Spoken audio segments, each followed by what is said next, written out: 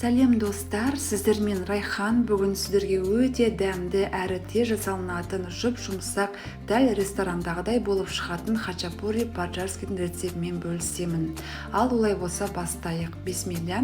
Бізге ол үшін 100 мл жылы су қажет, екінші 100 мл жылы сүт қажет, және 1 шай қасық қант қостым, 0,5 тұз қостым, 1 шай қасық ашытқы салып, үстіне 300 грамм ұнымызды қосып, шанышқының көмегімен араластырамыз.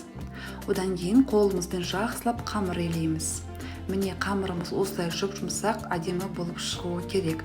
Үстін осылай орап, жылы жерге 30-40 минутқа қойып қоямыз. Біздің қамырымыз көтерілгенше начинкамызды дайындаймыз. Ол үшін 300 грамм сырды алып, теркадан өткіземіз. Дайын болған сырымызға 50 мл сүтті құйып араластырдым. Енді қамырымызды алып, үстіне 50 мл сұйық майды құямыз. Қайтадан қамырды илеп, жылы жерге қойып қоямыз.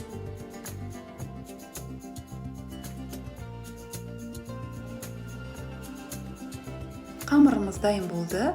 Дайын болған қамырды 2 бөлікке бөліп аламыз. Жақсылап қолымызбен илейміз. Ешқандай да ұн себудің қажеті жоқ, себебі құрамында сұйық май болғандықтан ол қолға жабыспайды. Осылай қолымыздың көмегімен қамырды жайып шығамыз.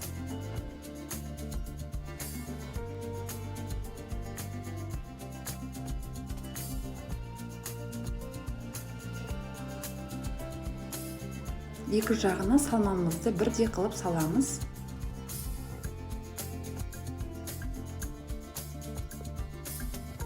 Және ішке қарай ораймыз.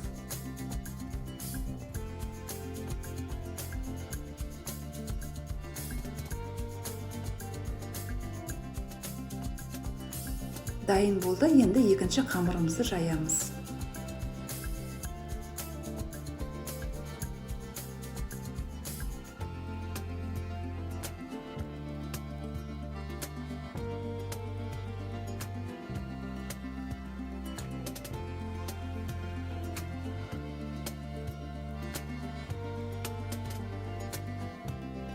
Екінші қамырымызды дайын болды достар.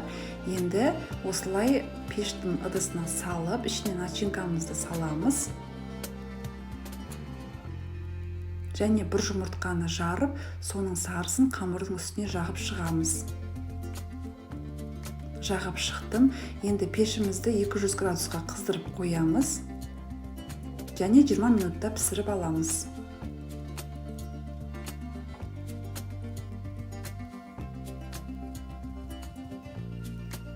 Міне достар, дайын болды.